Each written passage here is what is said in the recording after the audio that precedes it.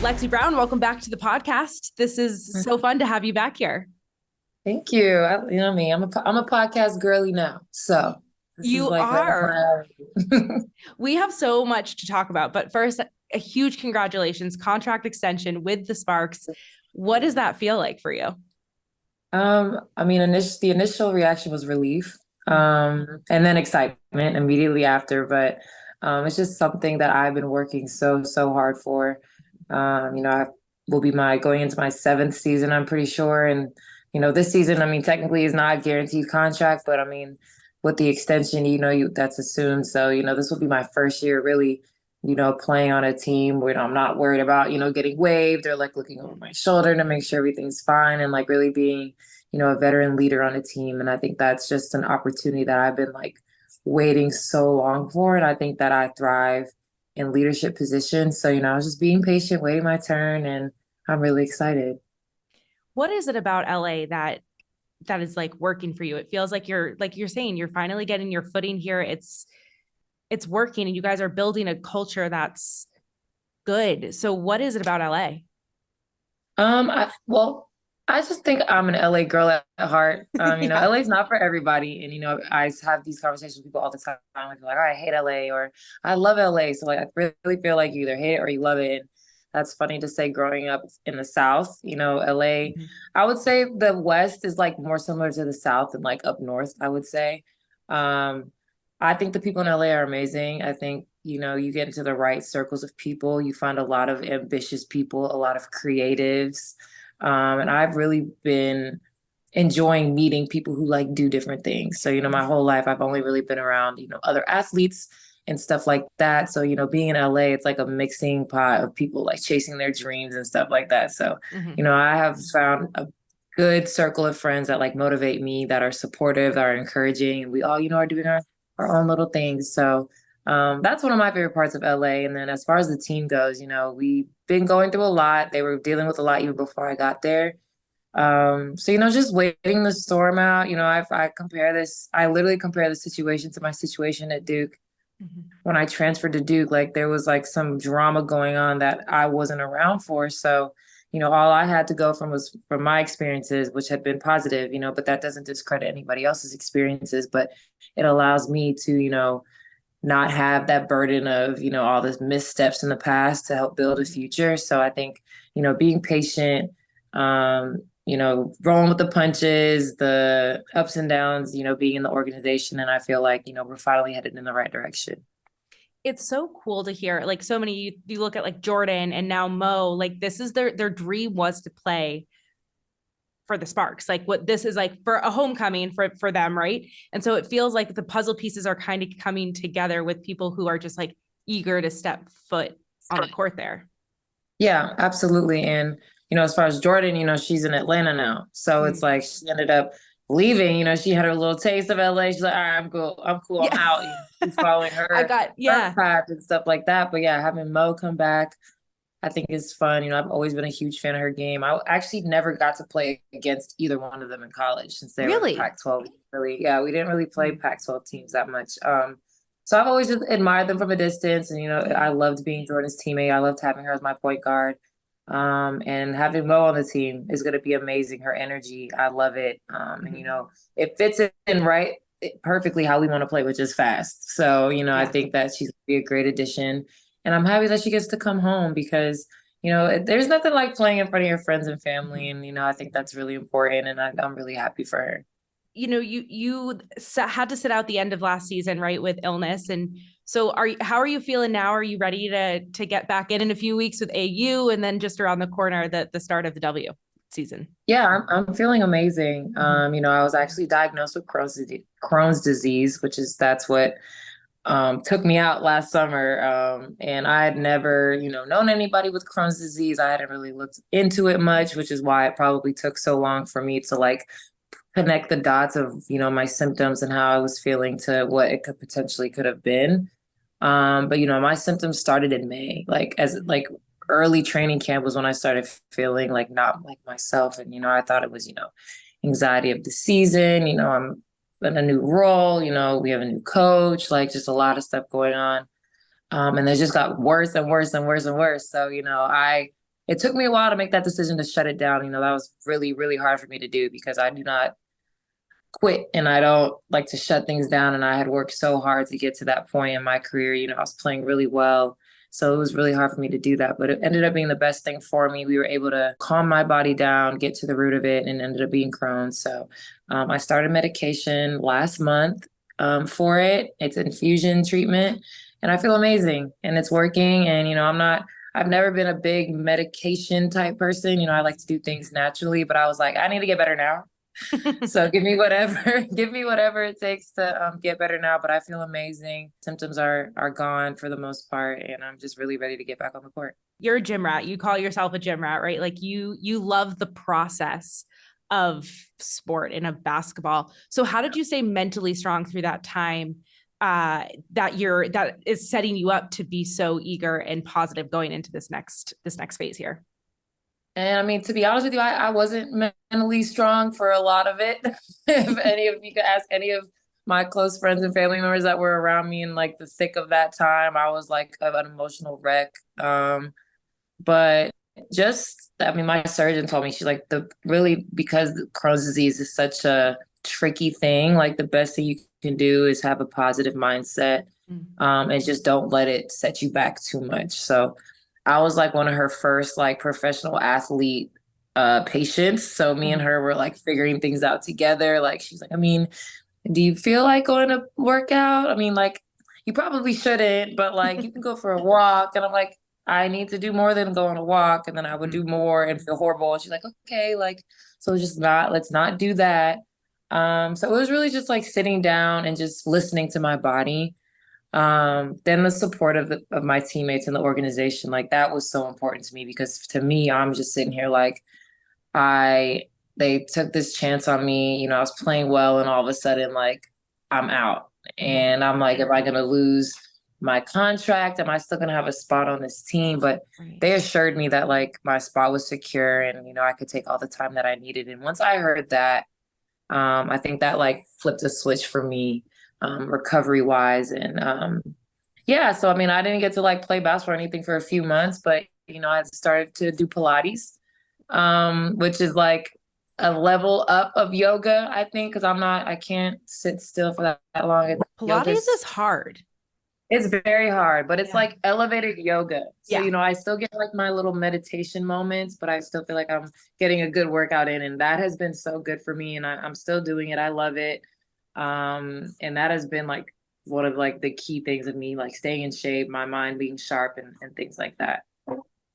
Yeah. Well, I think it's important there, like being mentally strong through it is like, there is something to be said for like feeling the feels of whether it be like defeat or frustration, all of those things, like that's part of it. And like being able to identify those feelings to kind of launch you then back into like what needs to happen. So I'm excited to hear that you've rounded the bend and that you're looking forward to what's next. And what's next right now is Athletes Unlimited. Year 3 for you, Lexi. What are you most excited for? I'm excited for the new players. And I think this year, I mean, I can't give you an exact number of new players last year versus this year, but like we have like some really exciting new players coming in, a lot more WNBA players coming in. So I'm just excited for like people that I know that I've played with that are on the W, and I hear, what they're dealing with in the W or what they're dealing with overseas. And I'm like really excited for them to like get into this environment because I know how much fun it is. And it like changed my life pretty much in year 1. So I've always loved when new players come in and they're like, oh my God, I love this league. I can't wait to come back next season and I'm having a blast and I love basketball so much more again. And that's like one of my favorite things, which is why I decided to be like on the executive committee, because I really enjoy seeing the improvements year to year. So like from year 1 to now, like it's such a big difference. But I mean, year 1 was amazing. But like at that point, I was like, it can't get any better than what we have right now. And you go fast forward to year 3 and it's like exponentially better. But like, I'm just like, so I'm just really excited. And I have 2 teammates here. So I'm really excited for them as well. So what's the, year one, you were a player, year two, the player executive committee, year three, the player executive committee. What lessons are you taking from your role last year into this year to make it even better? I think just to like keep a pulse on everything, last year, I mean, I wasn't the chair last year, so I didn't really have the responsibility of like making sure like everything was going smooth and everyone was feeling okay. And then also last year, I was in and out of market a lot because covering ACC women's basketball. So I'm excited to like I can just be present in this season in that role because it's a role that I really wanted. I've been really excited to have it, and it's been. I mean, it wasn't easy putting this season together at all, but like it's been great. So to finally be here is amazing. But just being present, and I think obviously winning is important. I want to win games, but like as far as like the leaderboard, like that doesn't matter as much to me as it did like in season one. But obviously, I want to do everything I can to help my team win, and then hopefully this year I can be a captain. Last year I didn't get to be a captain at all. Mm-hmm. Year one I was a captain like the whole time. So like maybe hopefully I can like be a captain at least once. I try to get scrimmage captainship, but they told me no. So they're like, give other people a chance. And I was like, Yeah. fine. Yeah. So yeah, I'm excited. Who are you most looking forward to playing with if you get the opportunity? Playing with, I'm trying to think who is new that's coming. Um, Probably one of the players I'm excited to play with is Tiffany Mitchell. Mm-hmm. I've known her since we've been in middle school. Like I've known her for so long, but only as opponents. So I love the way she plays. She's like one of my closest friends in the W. So if we could get a chance to team up, I think that would be really fun for the both of us. And another cool thing about Athletes Unlimited is that you all get to pick a nonprofit or cause that's close to you. Who are you playing for this year? I'm playing for the Crohn's and Colitis Foundation. I think that's what it's called. For obvious reasons. Because I'm now a Crohn's disease person. Like I don't know what do we have a nickname? I don't know what happens with that. But it's just something that you need a lot of support with.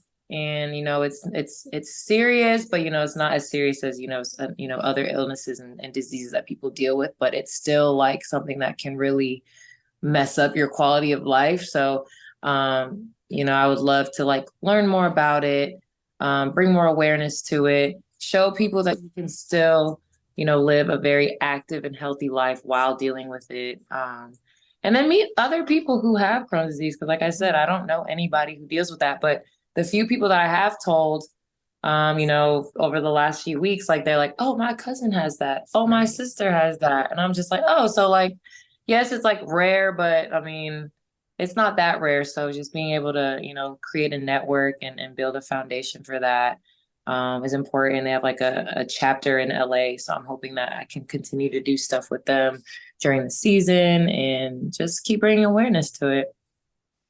It's so fun to see. I mean, obviously on the court, your talent speaks for itself, but it's so cool to see like the way that your creativity, like off the top, talking about LA being a great place for you, but like because I feel like you're so creative and you are like dipping your toes in some other projects. So can you talk about some of those things that are exciting you off the court and outside of basketball? Yeah, I mean, I think the biggest thing right now is me being on the podcast with Gilbert Arenas. I mean, we're taking the podcast away, like just being able to work with Gilbert Arenas at all is like something that I could have never predicted would happen. Like I remember being younger and watching him play and like, I know he's had his drama and things like that, but at the end of the day, he's like a really cool, genuine, loyal person and just happens to be really, really good at basketball. So I mean, I would say Gilbert was one of like the pioneers of athlete empowerment, via socials, even though he wasn't a player at the moment when he was like doing his little Instagram captions, rants, whatever he was doing. But Yeah. he was one of the first players who was like, I don't care. Like, this is how I feel. I'm going to say it. Mm-hmm. And if y'all get mad, oh well. But, if I'm wrong, I'm wrong. But this is my opinion. And I think he was one of the first athletes to really like lean into that. So, I've been watching him from a distance, said some questionable things, but I think that the good thing about him is that he has like, he's open to new information and he's open to changing his opinion. So him bringing me on his show, I think is good for me. It's good for him. It's good for the guys.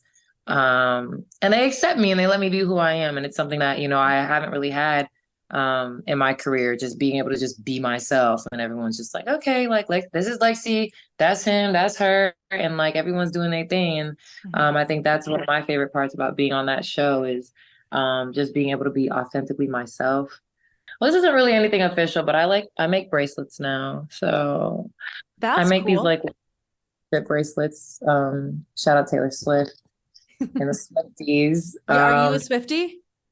I'm not, I would say like I'm a fringe Swiftie, Yeah, yeah. maybe. Like I love her and because she's just a badass, but like I don't like listen to like her music all like I won't ever go inside a place and be like, yo, put on Taylor Swift. But Yeah. I'll be like, oh, But this like is Taylor respect the Swift. game, respect the hustle, like all of it. Exactly. Yeah, I hear Exactly. So yeah, so when I went home for Christmas, my mom had like all these like she had this whole friendship bracelet like station set up in the house. And I was like, when did you start doing this? And she's like, oh my God, Lexi, it's so therapeutic. And then you you. can just give them away. And I was like, okay. So I like made like 30 when I was at home for Christmas. And then I came back to LA and I just have been giving them out. I love that. So that's what I'm gonna like start doing, like on game days and stuff. I'll probably have like one or two bracelets every game day, wear it, throw it to some fans. So I think that's gonna be something that'll be real cute. I love that. We gotta get the message out now. Now, like, like your fans are gonna Oh, be like trust me, I've finding already you. been sprinkling it around before anybody else tries to do it. I said, yes, I'm copying Taylor Swift, okay? But y'all better not copy me. This is my idea, okay?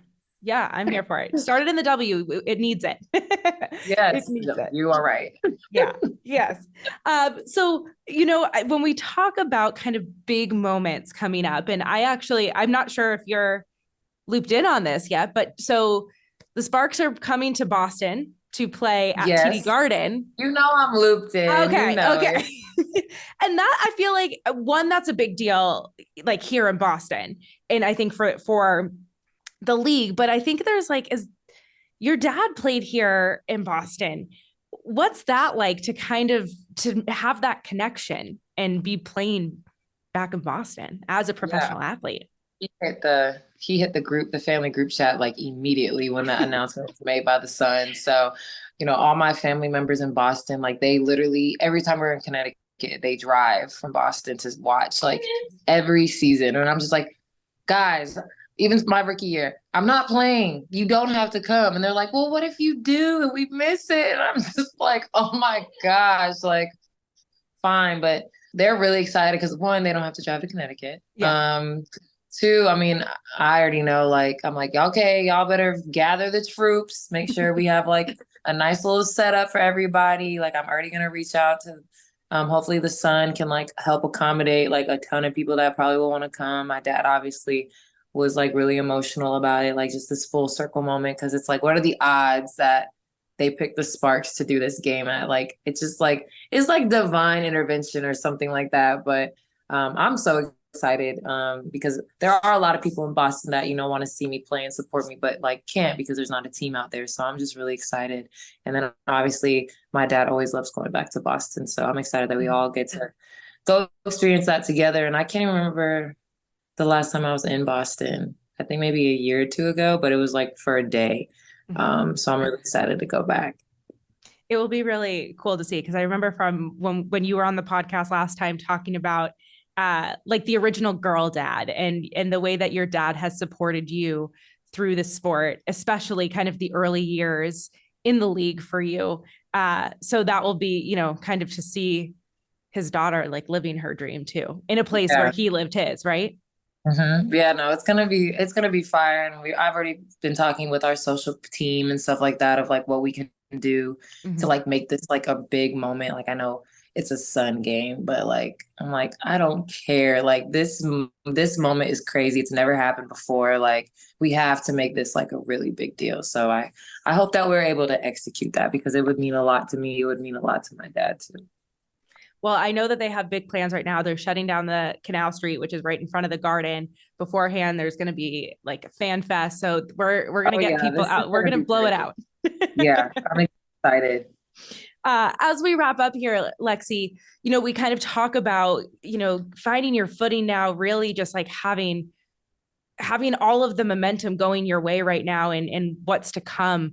What would you say to 2018 Lexi, who was like in this space of like so close? It was almost like you were touching the dream, but then it almost kept getting pulled away, right? Yeah, no. I would tell her, like, girl, keep doing exactly what you're doing. Like, I would go back to 2018, just like this, excited, happy, healthy, and just be like, whatever you're doing, keep doing that. And keep being yourself and keep following your passions. And yes, you're going to run into people that don't see the vision. You're going to run into people that might even like make fun of it or just simply like not understand it. But girl, you knew something that everyone else didn't know. So there were moments where I was like, do I need to just stop, doing the social media stuff? Do I need to stop, making these YouTube videos and things like that? But looking back, like I didn't realize like those things were like helping me get through a hard time. And hard time, I'm like speaking very relatively because it wasn't really a hard time at all. It was just like a moment in my life where I was like just a little lost and confused at like what my purpose was and things like that. But it was good because it kind of like forced me to like disassociate myself with just being a basketball player, which that wasn't really a thing. It was 6 years ago, like you were a professional athlete and that was it. And then when you're done playing professional basketball, then you can be something else. And then when you're done with that, then you can be something else. And I think it does a disservice to professional athletes because professional athletes are amazing human beings. And we do things that a lot of people can't do, but we shouldn't be pigeonholed into this one very specific thing that we do very well. So I'm just happy that, I went through these things and I had the support system that I had to keep pushing me and keeping me encouraged because, you fast forward and I'm like doing a ton of things that I want to do at the same time, which is something that I didn't think was ever going to be possible. So I'm just really grateful for the experience for sure. So speaking of that, what's on the career bucket list that you haven't checked off yet? Manifested here. Career bucket list? I mean, I want to do like a really dope campaign with Reebok. Now that they finally have their like basketball department in order, and I think that that's coming. Just to be like one of the faces of Reebok. And I think that I can get there. I think my play this summer will get me there faster. But we've been locked in since, 2020, I think. So, that's family. And then obviously they've been locked in with my dad since the early 90s. So, I mean, Reebok is family and I would just love to like be one of the faces, but that takes work. You gotta, at the end of the day, you gotta keep the main thing, which is putting the ball in the basket. So, once this season starts, I think big things will be coming with me and Reebok. So I'm really excited about that. Hey, Reebok's headquartered here in Boston. Just saying, I know, I've been trying to there's a come lot out of there. good things coming with the TD Literally, game. exactly. Like, I don't have any connections, but if I did, I would be calling them up.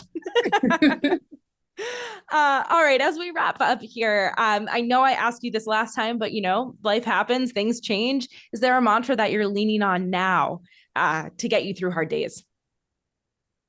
I said this at this little girls camp that we did, and I did hoop over hype, which is my dad tells me that. And he's like, at the end of the day, you are on the court to do one thing, and that is to be a leader, that is to put the ball in the basket and, give 110% every time you step on that court, and everything else will simply follow you after that. And, you can have the articles, the accolades, but essentially like those things are things that people give to you. And they obviously think that they can, then take them back and be like, oh, she didn't deserve that. But if you, put your work ethic first all the time, like no one can ever take that from you. So I'll say that. Hoop over hype. Hoop over hype. I like that. I like that. Yeah, I like shout out Dee Brown. Yeah. Amazing. Well, Lexi, thank you so much for your time today. Good luck with Athletes Unlimited. We'll be watching, rooting for you, hoping for captain for you. Yes, just captainship. Just once. Just one captainship. That's all I need. But I feel like once you get it, I feel like it like kind of moves. It Like, is hard to fall out of it. That yeah. is true. Because even last season, there was a few captains that were like, I don't want to be a captain anymore. This is hard. And I'm like, yeah, well, you are one. So what are we running, coach? Yeah. Get together. You can't have it all, right? Like you can't Right. want it and then wish it away. Right. I just need 1 week to get that itch out of being, in total control. And then I can go back to just being a player. Well, we'll be watching and good luck. And then we'll see you in Boston here Yes, in August. Okay. Thank Yeah. you. Thank you so much, Lexi.